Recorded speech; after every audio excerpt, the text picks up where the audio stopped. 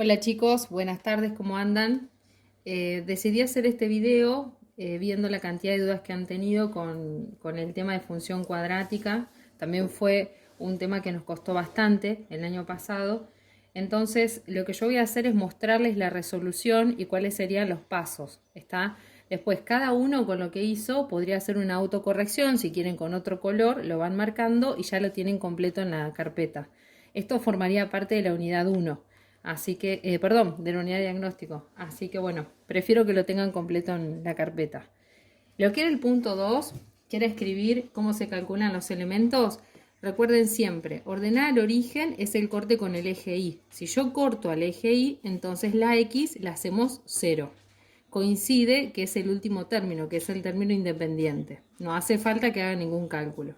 Cuando hacemos los ceros, ahí sí necesitamos aplicar la resolvente. En este caso podía pasar de que teníamos tres soluciones, ¿sí? La primera solución puede ser que tenga las dos raíces, la segunda que tenga una única raíz, o puede pasar que la raíz sea negativa, todo esto sea negativo, entonces no tenemos corte con el eje X. Después, el último elemento que les pedía era calcular el vértice. Si yo calculo el vértice, usamos la misma resolvente que tengo acá arriba, pero sin la raíz. Una vez que tenemos el elemento de X, lo reemplazamos y calculamos el elemento de Y. ¿Sí? Este elemento de X también coincide con el eje de simetría. Con esto solo ya nos alcanzaría para dibujar la función cuadrática. Entonces, rapidito les voy a mostrar cuáles serían las soluciones en el punto 3, que era donde tenían que completar el cuadro, ¿no? La función I1, ¿sí? Yo acá les marqué el menos 8, que sería el término independiente. El que quiera hacer el cálculo lo hace, pero sabemos que es el último numerito que tengo solo. Los ceros, aplicamos la resolvente, ¿sí? Yo fui marcando los elementos, cuánto vale A, cuánto vale B, cuánto vale C, y después llegué a dos resultados, que es 4 y menos 2, ¿sí? Luego pasamos al vértice. Dentro del vértice el resultado es 1, ¿sí? Tomamos estos dos elementos sin tener en cuenta la raíz, lo reemplazamos en y obtenemos el y vértice, que en este caso es menos 9. Entonces, en la función 1 tendrían que tener como vértice 1, punto y coma, menos 9. Si ya tengo este 1, sería entonces el eje de simetría. ¿Estamos? Esta sería la función I1, que está escrita, que se escribió en forma polinómica. Ahora sigo con la función I2. En este I2, cuando aplicamos la raíz, me da la raíz de 32. Muchos pusieron que no tenía solución. Sí, tiene solución, pero no es entera. La raíz de 32 es un número irracional, entonces puedo aproximar, ¿sí?, el resultado para saber los cortes con el eje X. ¿Tá? En la función I3 nos sucede que cuando calculamos los ceros, la raíz es un número negativo, entonces cuando es un número negativo lo que nos está marcando es que esta función que tenemos acá no corta al eje X. Después en el dibujo se van a dar cuenta, ¿tá? La segunda función, la cuarta, cuando tengo elevado al cuadrado, significa que multiplico dos veces el mismo paréntesis. El resultado sería x cuadrado menos 4x más 4. ¿Por qué? Porque necesitamos hacer esta propiedad distributiva, ¿sí?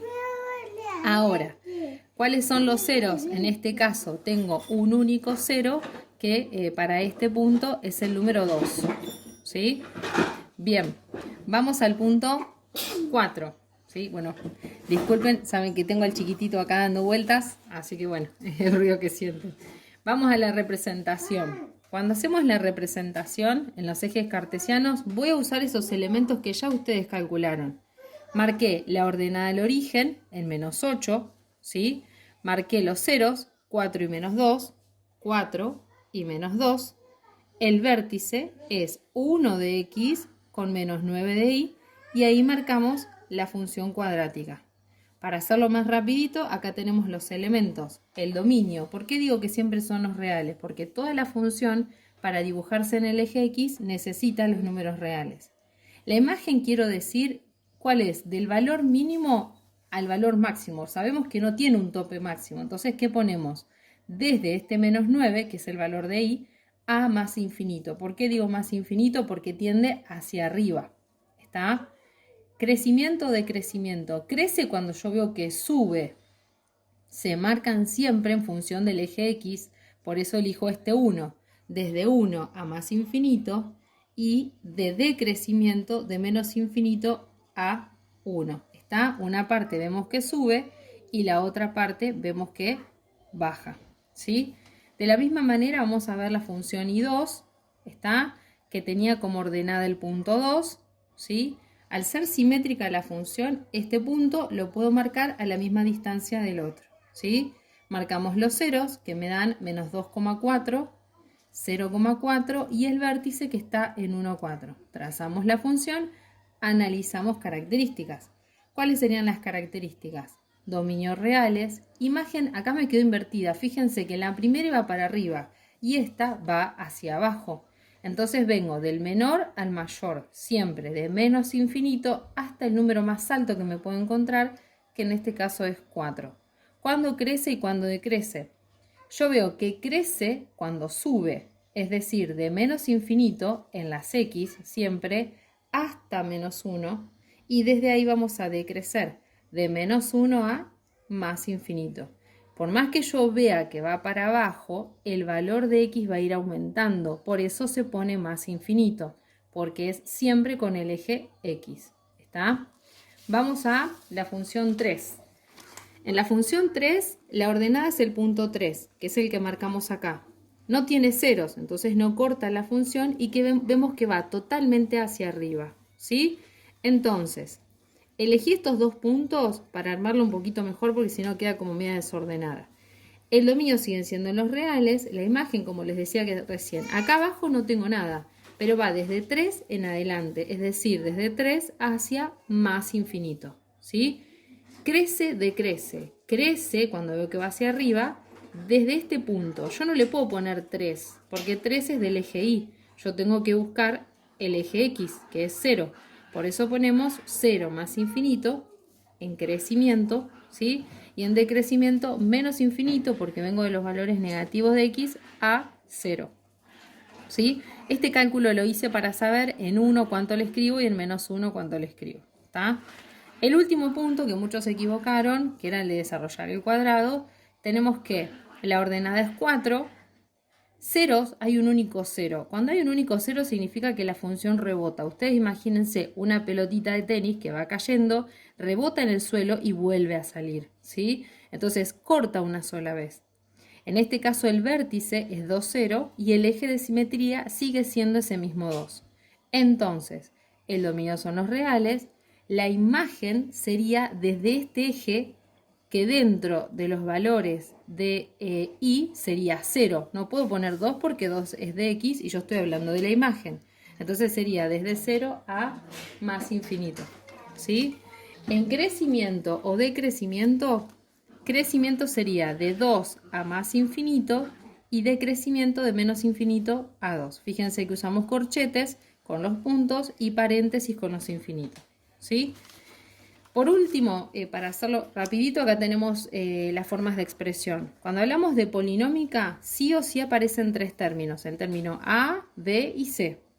Cuando hablamos de canónica aparece el vértice y cuando tenemos factorizada están los factores, es decir, los ceros de la función, ¿sí? La mayoría de esto lo tenía bien. Las funciones polinómicas la tienen todos, excepto la última, que tenían que hacer el cuadrado del binomio. En la función I1, el vértice es 1 menos 9, por eso lo reemplazamos de esta manera. Y en los ceros los ponemos entre paréntesis cambiándoles el signo, ¿sí? Si ustedes pueden dar un pantallazo, después se fijan si lo tienen bien en sus carpetas. ¿Está? Bien. Dentro de los problemas, que es el último punto, en el primero ya tienen una función, ¿sí? Y tienen que saber a cuántos pies se hace el lanzamiento. Cuando yo estoy hablando cuándo inicia el lanzamiento es en 0. Reemplazan por 0, hablamos de término independiente ordenada al origen, que sería 5,5, ¿sí? Vamos al último puntito, ya termino. Dentro del punto B necesitamos aplicar los ceros, que son los cortes con el eje X. Este no lo voy a usar porque es negativo y no tenemos distancias negativas. Entonces ahora, dentro del segundo corte tendremos 46,2, que sería la distancia máxima del lanzamiento, ¿está? Para saber qué altura máxima alcanzó, algunos ya lo hicieron bien, el vértice sería, X vértice me está diciendo dentro del eje X, acá no tengo el dibujito, qué valor toma y voy a buscar la altura máxima, hasta dónde llegó, que en este caso es 15,87. Reemplazo este valor de x en el y para la función. ¿Tá? El último punto preguntaba si era lo mismo la subida y la bajada. Bueno, en este caso, como no empezamos del 0 de x, sino que empezamos un poquitito más arriba, porque el desplazamiento es para así. Como empezamos desde acá, no es el mismo tiempo cuando empieza a subir, a ascender, que cuando empieza a descender. ¿Tá? En la última actividad necesitamos saber las distancias que había entre alguien que se sumergía, ¿no? Entonces, si yo quiero saber la distancia que hay entre estos dos, con calcular los ceros y ver cuántos metros hay, me alcanza, ¿tá? Que es lo que hicimos acá, la distancia es de 3,5, ¿sí? Y después, para saber la profundidad máxima, buscamos el vértice, porque es este puntito que tenemos acá.